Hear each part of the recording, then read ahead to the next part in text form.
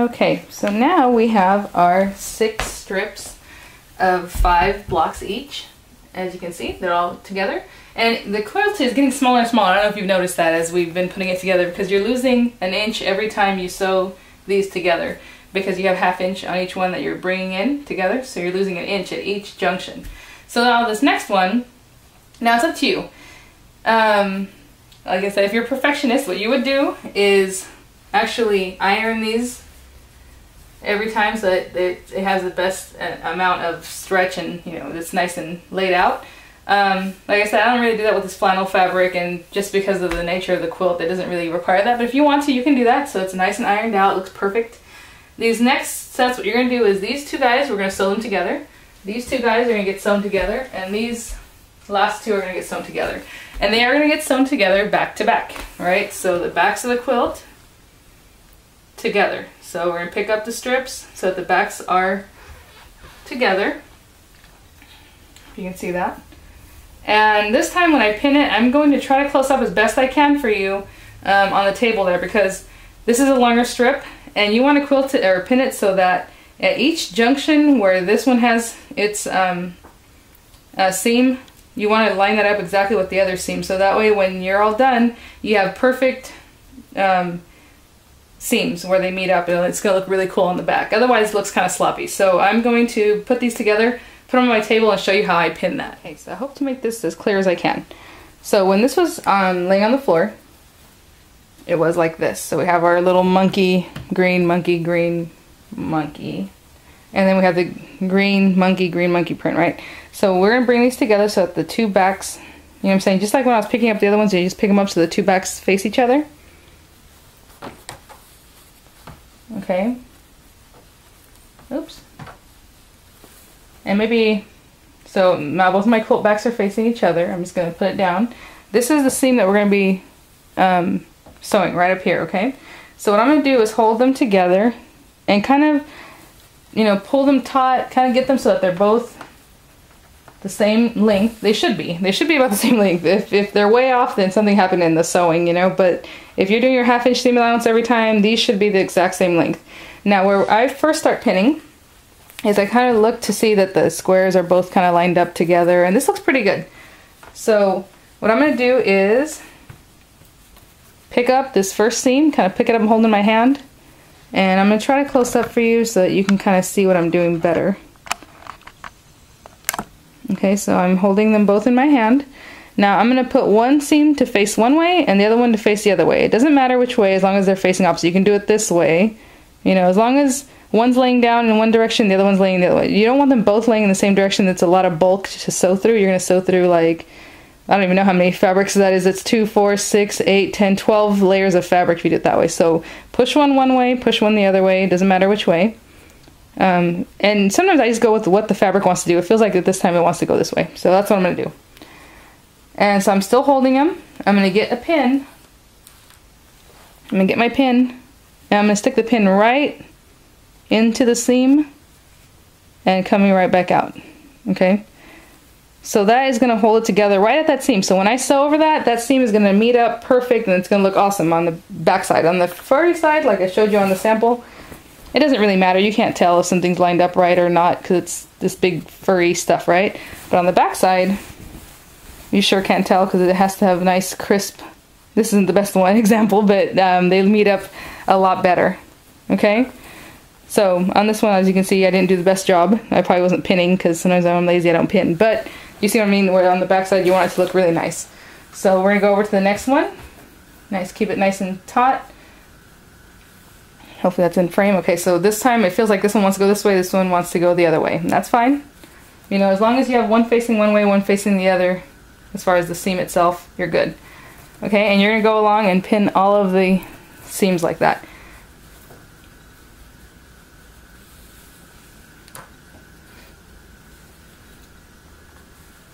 Okay. And I just have one more. And you really want those seams to meet up and then that edge to be pretty straight. Other than that, you know, you're pretty good. So I'm going to back up and we're going to go to the sewing machine. So we're going to start sewing that seam where I just put the pins. We have our pins in here. ½ inch again.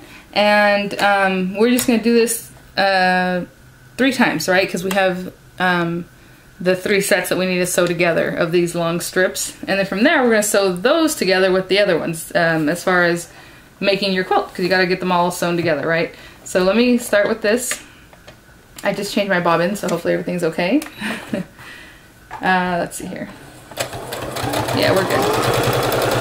So, oh, and by the way, I would put more pins in other than just the ones that go in the seam. I generally would pin within the fabric itself, because just to hold it a little tauter, I didn't do that, and I probably should have shown you all, but it's the same like we were pinning the other little blocks together. Just put pins maybe every 2 or 3 inches. Okay. I'm going to pull this pin out. I only pull it out when I get there. Now when you get to the actual seam, it might be a little bulky, but it shouldn't be too bulky, because like I said, if you push one way, push one the other, you should have a lot less bulk. When you get there, if you just need it, just sew. I mean, your machine should take it in, just like that. Okay, keep sewing. If for some reason your fabric starts kind of buckling where it has more pushed up in front like this little bump, if you kind of smooth out that ridge and kind of help it push in, you're gonna get a better edge. And sometimes what happens is I'll pick it up like this and let that seam kind of relax itself. What happens is sometimes when you have your feed dogs, the feed dogs are pulling your fabric through, but the top there is nothing like that. So when you have a couple layers of fabric, the bottom one's getting pulled through at a constant rate, but the top one you're gonna have to push, and a lot of times what happens is it ends up, sorry, so what I was saying is it just gets bunched up and you wanna kind of ease that in. So especially when you're getting into your seam, you're gonna push that seam in there. If it's not wanting to take it in real easily, push it in. And keep in mind your 1/2 inch seam allowance, okay, don't forget that. If this one, like this one started turning, a little piece of fabric turned in, I'm just gonna open it up and lay that down. And keep pushing. Now I'm getting to another seam. Push it right through. And here's our last seam. And again, what happens is sometimes when the one's facing towards the machine, like going into it, you just want to make sure it's going in nice and smooth. That's the one that will get bunched up also. So we're going to keep pushing through, and we're almost done with this strip, and then I'm going to do the other 2 strips exactly the same, okay? So when I do the other 2 strips, we'll come back and I'll show you what that looks like, and then we have to do a couple more seams after that. Okay. Still getting smaller, getting smaller. This time we have our sets of 2 rows, 5 blocks, wide. So now we still have to sew these guys together, right? We gotta sew this one to this one, and this one to the back of this one. So what I'm gonna do the same thing like I just showed you what I did with those other strips, is I'm gonna join them together, back to back. And this time I'm not going to show the pinning, it's exactly the same. I'm just going to put the pins in where the 2 seams meet. Put your pin, seams, pin, and same thing. Make them alternate, so one seam's laying down flat one way, the other one's laying down flat the other way. And when I'm done with that, then I'm going to have a piece that is 4 strips sewn together. Then I'm going to have to sew those last 2 strips to that big chunk. Okay, so I'll show you what that looks like after I sew this strip together. I have sewn those 2 sets together. Now we have this larger piece that has 4 strips, right? We did our strips, the 4 strips by 5. Now we have this last piece left. And once we're done with this, your quilt is done. We're going to quilt, we're not going to quilt, we're going to stitch a 1/2 inch seam allowance all around the edges, because you still have these open flaps, okay? These are just kind of open there. Alright, so I'm going to, again, pick them up, back of this one, back of this guy, pick them up. I'm going to pin those together, and also sew them just like we did with the strips when we put them together. You guys know I have to show you everything. Even when I didn't show you that last piece of stitching, I was like, oh man, I should show everything. So this is what we just did. Like I said, we picked up that piece of 4, that bigger chunk that we still need to add the last 2 strips to, okay? So they're back to back. Again, I'm going to pin them at every seam so that one of the seams is going to the left and one is going to the right, okay? So I'm just going to match those up, making sure that the rest of the blanket itself is lined up pretty good, okay? You want to make sure the whole thing is lining up the way you want it, so that you don't end up with a crooked blanket. Let's see here, that's about good. Okay, so I have my one seam facing left, the other one's facing the other direction, and I'm going to pin it there. And these two guys, let's make sure they bump up right to each other. And pin there. And by now you guys are becoming pros. If you're following along, I mean, it's basically the same thing with lining up your seam allowances and pinning. And like I said, if you want to pin a little more because you just want it to be nice and straight, you would just go in after a couple inches and put your pin. A couple inches, put your pin, okay? Right now I'm doing them on the seam allowances. Or the seams. Okay. Last pin. Oh, that one's okay. And now we're gonna go back to the top of my needle. And while we're here, like I said about the feed dogs pulling in your fabric, that's what pushes your fabric across. Like right now I'm not even touching it, the fabric's moving, right? If you want it to be more steady for the top fabric, you can also pull it from behind, okay? As you're holding it, if you pull it, not too hard, but just guiding your fabric through, that'll help you a lot also with that bulk and trying to keep that down without it kind of puckering up like it does sometimes, okay? And again, 1/2 inch seam allowance, and just get it done. And this is actually the last bit of putting it actually together. And then we're gonna, like I said, sew 1/2 inch seam or 1/2 inch allowance all around the thing. That one was a little bit crooked. As far as the fabric behind this one was shorter than it should be. I kind of fudge that one a little bit. Like I said, it has a lot of fudge factor here. There's a little fudge room, should I say. Alright. And keep pushing her through. We're almost done.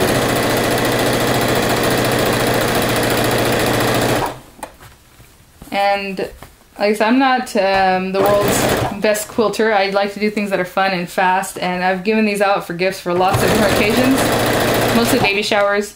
And people love them, especially when you put the child's name on it. That's kudos, a lot of points there. All right, let's see here. Okay, that is the last bit. I'm gonna lay it out just so you can kind of see what it looks like. See what that looks like. It's all sewn together. Everything's put together. This is the front. What we're gonna do is come around the whole edge of the blanket and do a 1/2 inch seam allowance. And when we're done with that, we're gonna start snipping into the fabric into these seams, and that's what's gonna make the frill when you actually wash your quilt. Okay. I just want to show you the back of it, and the back is nice and pristine, just like the front's gonna be kind of crazy, but the back is gonna be nice and plain. And as you see, it looks really nice, right?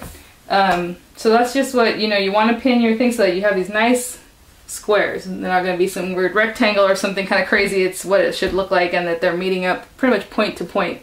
And if they're not, it's a handmade gift, so big deal, right? So just do your best, and right now we're going to go to the machine, do a 1/2 inch seam allowance all around, and then we'll start cutting, and we are done. Okay, so this part shouldn't require any pinning. I don't see why it would, but we're going to start any corner. Just pick up your blanket and you can start in the middle, at the corners, whatever it is.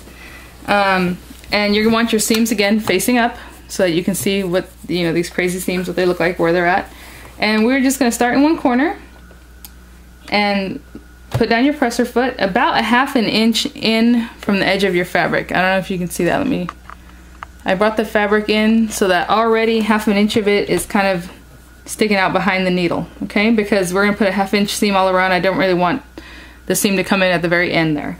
So I'm just gonna put down my presser foot, so I have 1/2 inch from the side of the presser foot and 1/2 inch behind the needle. Place my needle down, so maybe you can see it better if I show you. It's kind of hard to see. It's just hanging in there, okay? 1/2 inch in, 1/2 inch from the side. And we're gonna go around the whole perimeter of the blanket and just do a straight stitch all straight through. I didn't really talk about the stitching too much. It doesn't, like as far as your straight stitch, if it's, two, or what position, as far as, what's the word, how long you want them. You want a shorter stitch. You don't want it to be like too huge, but it really doesn't make a difference. So whatever straight stitch your machine does, its basic function, do that, okay? And we're just gonna go up a little bit And then I'm gonna reverse a little bit because I want to reinforce that stitch. I don't want that opening up, okay? We didn't do that throughout the quilt because there's so many seams and going back and sewing over it that it doesn't matter. It's not gonna make a difference. So I didn't reinforce any of the seams other than this one, okay? So now we're gonna go forward again and just 1/2 inch all around your quilt. When you get to a seam, sorry, oh, so sorry, my quilt's just hanging out over here. When you get to a seam, you either need to choose, do I want to push the seam towards me or do I want to push it up? Okay, I like pushing them towards me because it goes through the machine easier. So I'm just going to pull it this way. There's a thread here I don't care about. I'm just going to let it go through. Pull it towards me and go right over it. 1/2 inch seam allowance. Just keep up with your 1/2 inch seam allowance all around the perimeter of the blanket, okay? As you see, if you let the seam go towards you, you don't even have to push it like I did. All you have to do is just hold your blanket like you would, like you're sewing, and it'll just tuck itself right in there because it wants to go in that direction, okay? The presser feet push it down, okay? So continue going. I'll go to the edge, the very corner, and I'll show you what that looks like. So when you get to the end of your fabric, you're going to stop about 1/2 inch from the corner of your fabric, okay? So I'm gonna keep going, and I go very slowly. I just hold it down. That's about right. Now you see, here's my needle, and I still have about 1/2 inch of fabric sticking out. I'm gonna pick up my presser foot, turn my fabric. So I turn the corner because now I'm gonna go in the other direction, right? Go down the next side of my quilt. And we're gonna go all around, keeping that 1/2 inch seam allowance.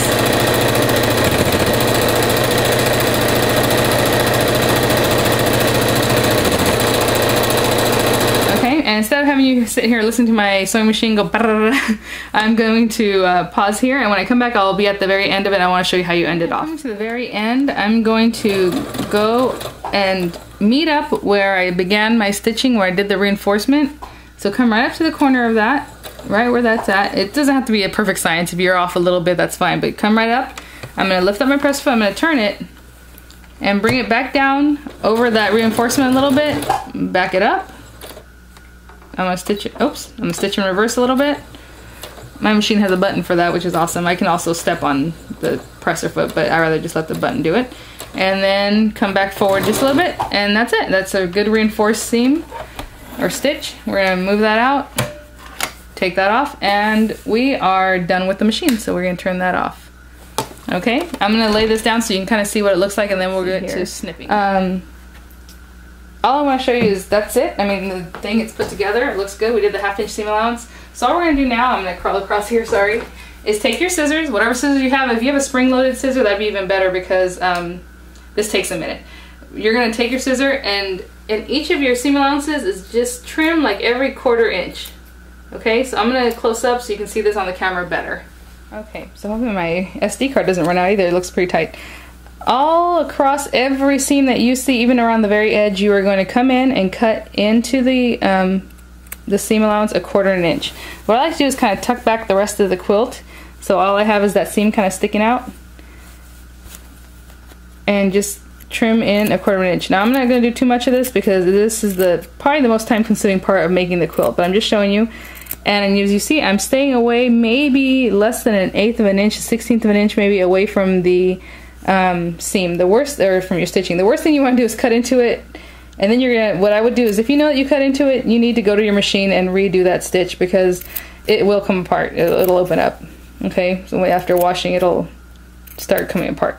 So if you do see that and you notice that you did clip into your stitches, just go to your machine right away and just go over that with a reinforced stitch. Okay, so anyhow, you're gonna go every 1/4 inch, and I just eyeball it. They're not perfect because this, all you're trying to do is get the fabric to get kind of fluffy and open up so that when you wash it, it makes that cool rag effect. Now when you get to your stitches like this, where they're all clumped together and it's this big clump of your seams that come together, I usually just clip to the right, to the left, I already did that one, to the left and to the right of that stitch.